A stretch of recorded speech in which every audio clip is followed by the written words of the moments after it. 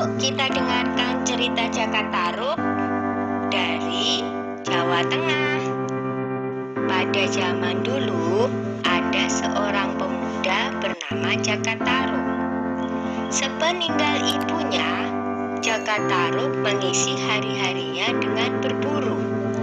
Hampir setiap hari ia berburu ke hutan. Hanya dengan berburulah Jakatarub bisa melupakan kesedihannya.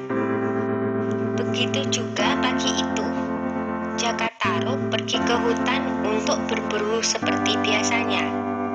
Ketika sampai di hutan, ia hanya menunggu hewan buruan lewat di depannya.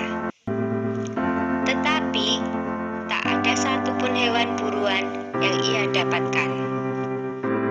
Jakatarub pergi ke danau Toyawening karena kehausan. Tiba-tiba, ia mendengar suara gadis-gadis yang sedang bercanda. Mana mungkin ada gadis bermain di tengah hutan belantara begini? Suara itu semakin jelas terdengar. Jakatarub mengintip dari balik pohon besar. Alangkah terkejutnya ketika dia menyaksikan 7 gadis cantik sedang bermain-main di danau Toyawening.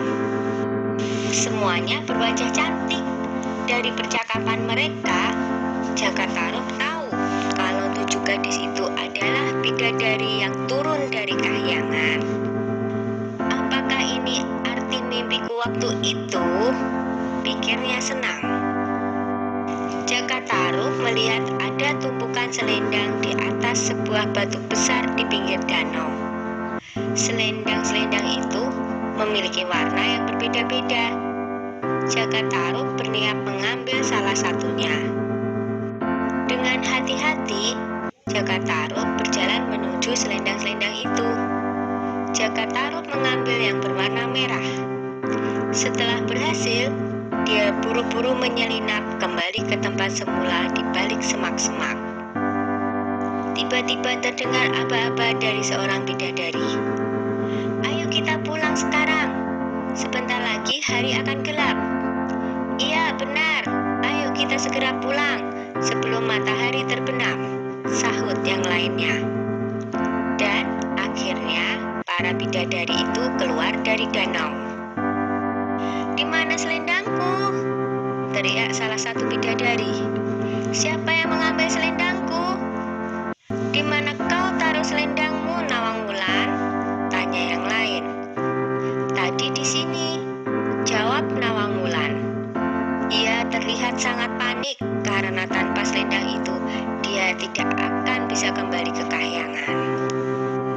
Karena hari sudah mulai gelap, yang lain terpaksa meninggalkan Nawang Wulan sendirian.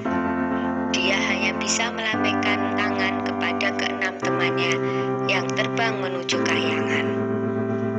"Mungkin sudah nasibku untuk menjadi penghuni bumi," pikir Nawang Wulan sambil menangis.